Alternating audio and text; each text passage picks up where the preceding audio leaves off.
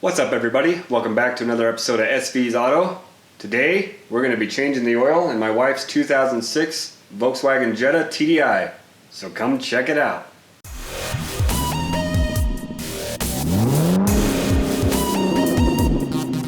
So I thought I'd just do a DIY for you. How to change your oil on a BRM TDI, a 1.9 liter TDI.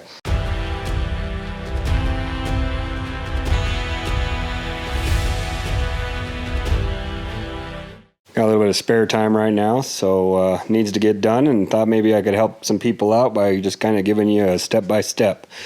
So first thing we're going to want to do is get the car up off the ground a little bit. This does have a skid plate that you do need to remove to get to the oil drain on it. So that's what we're going to do first. Get this car jacked up on the front side. Make sure your parking brake is engaged, and then we will get the skid plate removed and show you what you need to do that, as well as what we need to do to get this oil changed. So I get all my oil change kits from ID Parts. They do some nice little packages for you, send you everything you need. They even send you a new oil drain plug and make sure that you're getting the right oil for your vehicle. So again, there's everything in the kit. Air filter, cabin filter, enough oil to do your oil change, fuel filter, oil filter, and then some gloves and an oil drain plug. And get the car jacked up there. I like to put my jack stands underneath the bushing there, or the housing for the bushing. For the A-arm. It's a nice steady spot. It's out of the way enough that it doesn't interfere with taking any of the skid plates off. Alright, once you have your car jacked up, what you're going to want to use is a T25. I use a drill to make it a little quicker, but you could do it by hand as well. And you also need a 10 millimeters. There's 3 bolts that connect to the engine block or transmission, I'm not sure, underneath there. Anyway, let's get underneath there and get them off.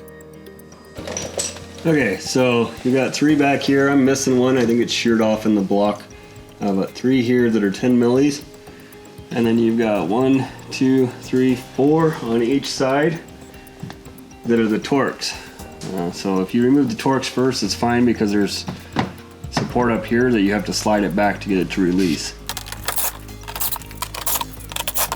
Alright, and then at this point you're going to take these out. I usually, if there was 3, I would do the 2 edges first and then leave the center. And then be aware that this is going to come down on you and you're going to have to slide it out the front. Back. And slide it out in front of you.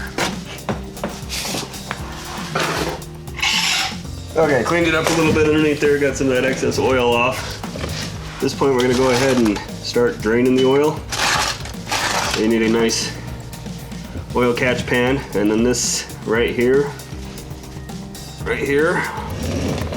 is your drain bolt, and that is a 19 millimeter.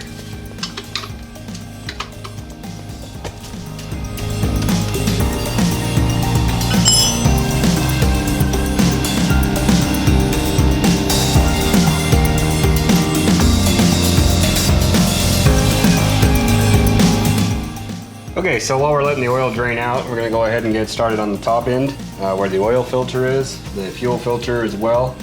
We're going to take our cover off. Now this one is broken, but there are some clips that should hold these in. However, these are a little worn out the way it was when I got it from the PO. So right here is the oil filter. It is a cartridge type. So you actually pull it out of the top. Well, somebody had chewed this up before, but I use a 32 millimeter socket. Fits that perfectly. So that's a little bit better view. Anyway, here's the oil filter canister, or whatever you want to call it. 32 millimeter socket. And that's a 1/2 inch drive on that one. I like to use an extension so I'm nice up and free. Comes right off.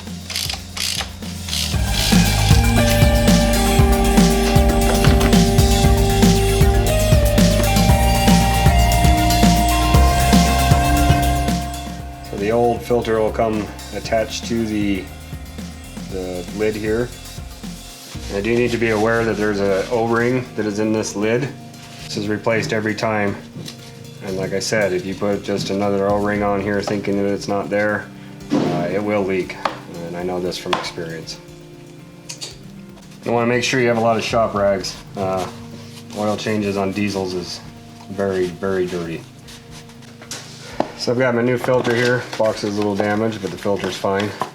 So it does have the new filter. O-ring is already installed on the bottom. And you can go ahead and just push this in until it snaps. And then a new O-ring for the lid here. I like to get a little bit of oil on my finger, run it around it. And it goes all the way into that top groove. Like so. And you're just going to go ahead and reverse, screw this back down. So while we're up here, we're going to go ahead and do the air filter, and then we'll move on to the fuel filter. So air filter's in here. Just need a Phillips screwdriver for that.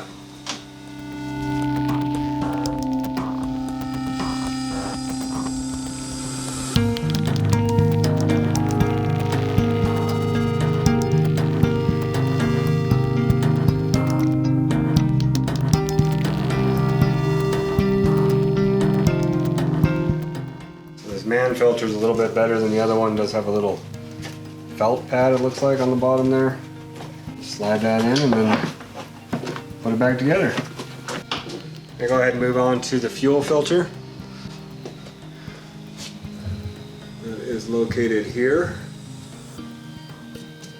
You need a Torx on this. Now there are multiple fuel filters on these engines. And the BRM itself, I know, has 2 different ones. So when you're ordering parts, just make sure that you're getting the right one. T30, but I like to use not a drill on this. I like to do this one by hand because I don't want to strip anything out. So you're going to loosen these all the way around. They are pretty snug usually.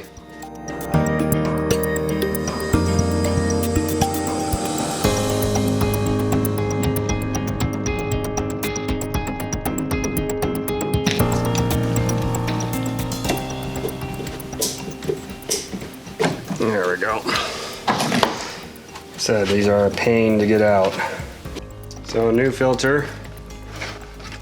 With a nice clean filter there. It also comes with a little baggie. And I have some other gaskets that you need, O-rings and that to change.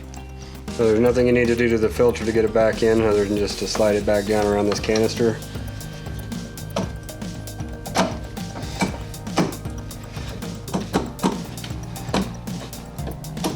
And push all the way down until it sets. Now on the top here, you need to replace this guy and this guy. And also there's a little metal washer in here, and I'll show you where that goes here in a sec. This large one goes around the top here. The blue one you can set on top of the little cylinder in the middle of that. Reinstall everything as you took it apart. Don't want to drop these. They are a bugger to get if you drop. I like to kind of go back and forth a bit, kind of in a star pattern as I tighten it. You want to make sure these are pretty snug. This is a high pressure fuel system. Now that little washer is for this guy here, so that blue washer that you put in there, the blue O-ring, for each one of these pickups and returns. This here is for a bleed. I'm pretty sure that this is stripped out. Well, maybe not. And that's it for the fuel filter. It's probably the messiest part of this job. Just because trying to get that old filter off of there is such a challenge. It does not like to come off. And you really have to struggle to get them out of there. I'm going to put the drain plug back in, fill the system. I'm going to run it for a little bit, make sure there's no leaks from underneath, and then we're finished. Okay, so drain plug's in. I'll go ahead and open up our fill.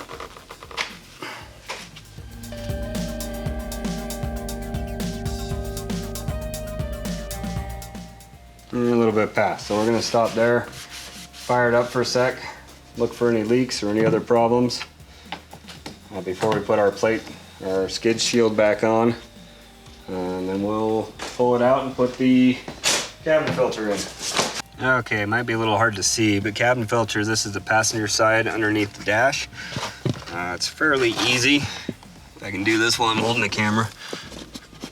Just slide this guy off to the left there, or the right I should say. And then, ooh, yuck. Pull out the old one, and then replace with the new. Okay, so the new one.